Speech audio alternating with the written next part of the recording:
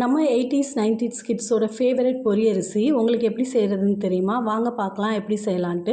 ஒரு கடாயை அடுப்பில் வச்சுக்கோங்க. இப்போ நம்மளுக்கு தேவையான அளவு புழுங்கல் அரிசி அதில் போட்டுக்கணும். புழுங்கல் அரிசியில் மட்டும்தான் செய்யணும், பச்சரிசியில் செய்யக்கூடாது. இப்போ அரிசியை போட்டுட்டு நம்ம அதை வறுக்கணும். கொஞ்சம் அடியில் கூடி வறுக்கணும், ஏன்னா கீழே இருக்க அரிசி இல்லைன்னா கொஞ்சம் கருக்க ஆரம்பிச்சிரும். இது ரொம்ப ஈஸியாக செய்யக்கூடியது. இது ஒரு ஹெல்த்தி ஸ்நாக்ஸ். ஈவினிங் டைமில் சாப்பிட்டாலும் ரொம்ப சூப்பராக இருக்கும். எங்கள் அம்மா ஹாஸ்டலுக்கு போகும்போது எங்களுக்கு இதை செஞ்சு கொடுத்துடுவாங்க. நாங்கள் ஹாஸ்டல்லலாம் இதுதான் விரும்பி ரொம்ப சாப்பிட்டுட்டு இருப்போம். எங்களுக்கெலாம் ரொம்ப பிடிக்கும்.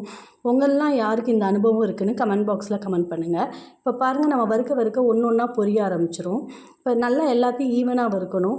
கொஞ்சம் நல்லா வறுப்பட்டோன்னே ஸ்லோ ஃப்ளேமில் வச்சுக்கணும். கொஞ்சம் நல்லா வறுத்துக்கிட்டே இருக்கணும். இப்போ நல்லா பொரிஞ்சு எல்லாமே நல்லா பொரிஞ்சிரும், எல்லா அரிசியும்.